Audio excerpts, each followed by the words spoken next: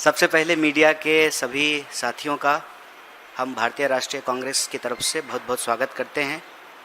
और जैसा कि आपको मालूम है, आज का दिन देश के पहले प्रधानमंत्री पंडित जवाहरलाल नेहरू जी को भी याद करने का दिन है।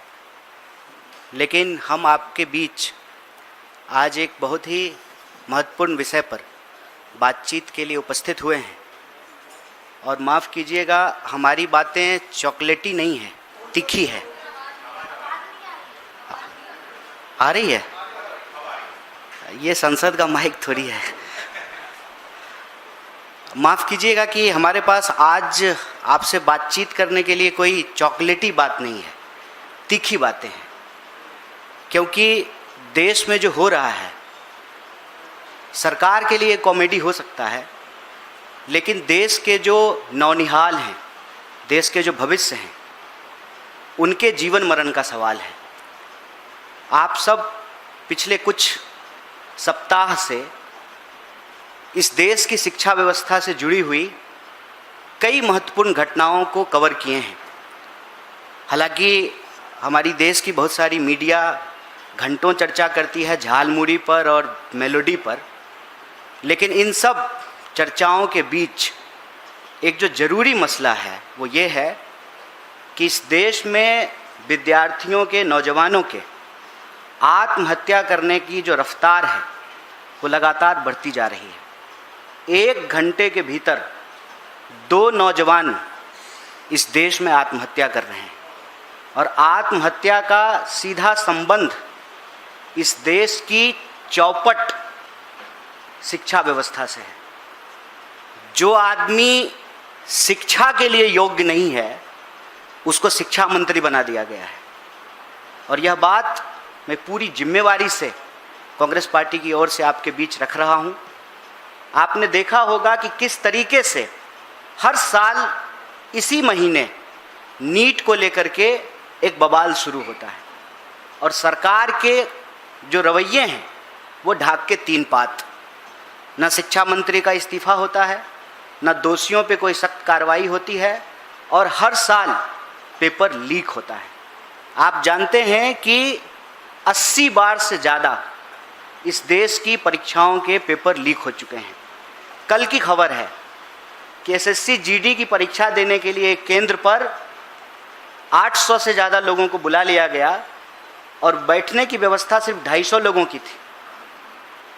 जो शिक्षा मंत्री, जिस देश की सरकार एक परीक्षा नहीं ठीक से करवा पा रहे हैं, आप बताइए कि एक साफ सुथरी परीक्षा के बिना, इस देश में ईमानदार गुरु के बिना हम विश्व गुरु कैसे बनेंगे।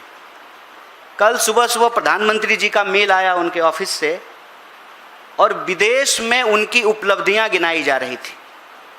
और देश में लगातार सुर्खियों में यह बात बनी हुई है कि पहले नीट और फिर सीबीएसई का मामला। और सीबीएसई का मामला ऐसा है कि एक 17 साल का बच्चा अपनी समस्याओं को लेकर गुहार लगाता है, और सरकार की चापलूसी में अपने रीढ़ की हड्डी खो चुके पत्रकार आनन फानन में उस विद्यार्थी को देशद्रोही और पाकिस्तानी बताने लगते हैं। दिक्कत ये है कि जब प्रधानमंत्री जी और उनके दोस्त को ही देश मान लिया जाता है, तो देश हित की हर बात देश विरोधी लगने लगती है। आप हमें बताएं कि प्रधानमंत्री परीक्षा से पहले परीक्षा पर चर्चा करते हैं। परीक्षा होती है, पेपर लीक हो जाता है, परीक्षा पर चर्चा करके रील बनाने वाले प्रधानमंत्री साइलेंट मोड पर चले जाते हैं, चुप्पी साध लेते हैं। एक शब्द उनके मुंह से नहीं निकलता है कि ऐसी क्या मजबूरी है कि एक अयोग्य शिक्षा मंत्री को आप शिक्षा मंत्री बनाए हुए हैं। साहब, वो आपके ही कैबिनेट के मंत्री हैं, ट्रंप नहीं हैं कि 45 डिग्री में आप कांप रहे हैं उनसे इस्तीफा लेने में, उनको उनके पद से हटाने में। ऐसी क्या मजबूरी है? आप पिछले 2 सप्ताह के घटनाक्रम को देखिए। नीट का पेपर लीक होता है, और पेपर लीक होने पे दलील ये दी जाती है कि पूरा पेपर लीक नहीं हुआ है। पूरा पेपर लीक कब होगा? जब क्वेश्चन पेपर न्यूज़पेपर में छप के आएगा? व्हाट्सएप पे क्वेश्चन पेपर घूम रहे हैं, पहले उसको दबाने का प्रयास किया गया, फिर स्वीकार किया गया कि पेपर लीक हुआ है, फिर पेपर उसको कैंसिल करके दोबारा पेपर कराया जा रहा है। 1 महीने के भीतर 20 लाख से ज़्यादा विद्यार्थियों को फिर से नीट का एग्ज़ाम देना है। अभी नीट के मामले में प्रतियोगी छात्रों की आत्महत्या की खबरें आने लगी, फिर सीबीएसई का मामला आ गया। ऑनलाइन स्क्रीनिंग के इतने मुद्दे उठ करके आए, इतनी समस्याएं उठ करके आई, और उस पर जवाब देने की बजाय सरकार के समर्थक पत्रकार जो है विद्यार्थी को ही पाकिस्तानी बताना शुरू कर दिए। आज इस देश की स्थिति ये है कि यह सरकार एक भी परीक्षा ठीक से कंडक्ट नहीं करवा पा रही है, और हर परीक्षा, देश की हर महत्वपूर्ण परीक्षा को करवाने की जिम्मेवारी उस एनटीए को दे दिया गया है जिस पर बार बार सवाल उठ रहे हैं। और इसमें कोई दो राय नहीं है कि जो एनटीए के डायरेक्टर हैं, आप उनका बैकग्राउंड चेक करके देख लीजिए। उनका बैकग्राउंड सरकार में बैठे हुए लोगों से राजनीतिक संबंध का बैकग्राउंड है। ऐसी क्या मजबूरी है कि ऐसे निदेशकों को राजनीतिक लाभ के लिए अपनी पार्टी, अपने विचारधारा के लोगों को महत्वपूर्ण पदों पर बिठाया जाता है, फिर उस एजेंसी के द्वारा लगातार अयोग्य तरीके से परीक्षा कंडक्ट कराने की असफल कोशिश की जाती है, फिर भी उनके ऊपर कोई कार्रवाई नहीं किया जाता है। देश आज एक गंभीर विषय से गुजर रहा है। ऐसी परिस्थिति में हम देश के विद्यार्थियों और नौजवानों से ये अपील करना चाहते हैं कि सिस्टम की खामी और कमी को आप अपने मत्थे मत मढ़िए। सिस्टम अपनी कमी को, अपने फेलियर को आपके माथे पर नाकामी के रूप में मढ़ना चाहती है, लेकिन आपको इन परिस्थितियों से किसी और की गलती के चलते अपनी जान गंवाने की आवश्यकता नहीं है। अगर जान गंवानी ही है तो अपने हक के लिए लड़कर मरेंगे, आत्महत्या करके नहीं मरेंगे। इसीलिए एनएसयूआई और यूथ कांग्रेस पूरे देश में पेपर लीक के सवाल पर लगातार सड़कों पर है। देश के चुने हुए नेता प्रतिपक्ष लगातार इस मुद्दे को उठा रहे हैं। हम कह रहे हैं कि प्रधानमंत्री चुप्पी तोड़ें, अपनी मजबूरी से बाहर आकर के अयोग्य, शिक्षा के लिए अयोग्य शिक्षा मंत्री के ऊपर कार्रवाई करें, उनको बर्खास्त करें, दोषियों के ऊपर सख्त कार्रवाई हो, जीरो टॉलरेंस के साथ पेपर लीक को रोकने के लिए सख्त कानून बनाया जाए, और इस देश की परीक्षाओं के चलते, परीक्षा में होने वाली गड़बड़ियों के चलते जो देश के भविष्य का, देश के नौनिहालों का गला घोटा जा रहा है, इसको बंद किया जाए। और हम सरकार से ये अपील करते हैं, महाराज आप इस देश के युवाओं का आंख फोड़ करके विकसित भारत का चश्मा बेच रहे हैं।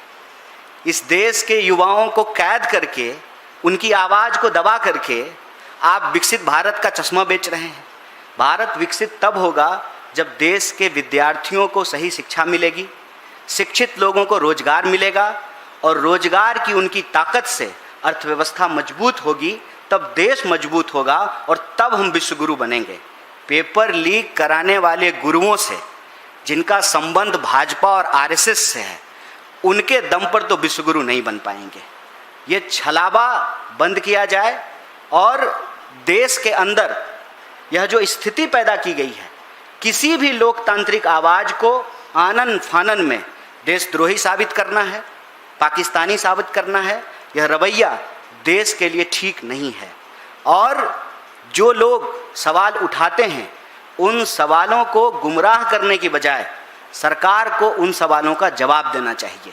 सीधा सीधा कांग्रेस पार्टी की तरफ से हम प्रधानमंत्री से यह सवाल पूछ रहे हैं कि प्रधानमंत्री जी, आप परीक्षा पर चर्चा करके रील बना लेते हैं, पेपर लीक के बाद आप चुप्पी क्यों साध लेते हैं? आप अपनी चुप्पी तोड़िए। इनकॉम्पिटेंट, इनकेपेबल जो मिनिस्टर्स हैं आपके, अपने मंत्रालय को छोड़ करके दुनिया की हर चीज़ पे वो बात करते हैं, लेकिन अपने मंत्रालय की जवाबदेही वो नहीं लेते हैं। शिक्षा मंत्री को शिक्षा मंत्रालय की जवाबदेही लेनी पड़ेगी, और वो जवाबदेही वो पूरा करने में विफल हुए हैं, इसलिए इस शिक्षा मंत्री को बर्खास्त करना चाहिए। तीसरी बात, एनटीए के ऊपर बार बार सवाल उठ रहे हैं, उसकी प्रक्रियाओं के ऊपर सवाल उठ रहे हैं, उसमें सरकार से जुड़े हुए लोगों को नियमों को ताक पर रख करके उनको सारा काम दिया जाता है, उनको ठेका दिया जाता है। एनटीए से free and fair examination conduct कराना पॉसिबल नहीं है। या तो आप एनटीए से परीक्षा लेने की जो काम है उसको वापस लीजिए और एनटीए को इससे बेदखल कीजिए। अदरवाइज अगर आप चाहते हैं कि एनटीए जैसी कोई संस्था इस देश में एग्जाम कंडक्ट कराए तो फिर उसको संवैधानिक दर्जा दिया जाना चाहिए। एक एनजीओ की तरह जो है एनटीए नहीं चल सकता है। और चौथा, देश के चाहे नीट के स्टूडेंट हों या सीबीएसई के स्टूडेंट हों, उनके माँ बाप से, उनके परिवारों से हम ये कहना चाहते हैं, देश का सबसे बड़ा विपक्षी दल होने के नाते एनएसयूआई, यूथ कांग्रेस और पूरी की पूरी कांग्रेस पार्टी सड़क से लेकर के संसद तक आपके न्याय की, इस सच की लड़ाई में आपके साथ खड़ी है। आप सब जानते हैं कि नीट के प्रतियोगी छात्र के परिवारों को हम लोग मदद कर रहे हैं, बाकी परिवारों को हम मदद करेंगे। और सीबीएसई के जो स्टूडेंट हैं उनके लिए हमने एक हेल्पलाइन नंबर जारी किया है, एक टोल फ्री नंबर जारी किया है। इसके साथ साथ हम नीट के लिए भी एक हेल्पलाइन नंबर जारी किए हैं। और हम इस देश के नौनिहालों से, जवानों से ये अपील करना चाहते हैं कि आपको अपनी जान लेने की ज़रूरत नहीं है। किसी और की नाकामी के चलते अपना बहुमूल्य जीवन गंवाने की ज़रूरत नहीं है। आप इस देश के होने वाले नागरिक हैं, आप इस देश के नागरिक हैं और इस देश की सरकार को यह जिम्मेवारी लेनी पड़ेगी। किसी भी सूरत में हम लोकतंत्र को लाठी तंत्र नहीं बनने देंगे। आपकी इस लड़ाई को मजबूती से आगे बढ़ाने के लिए हम पूरी ताकत से खड़े हैं।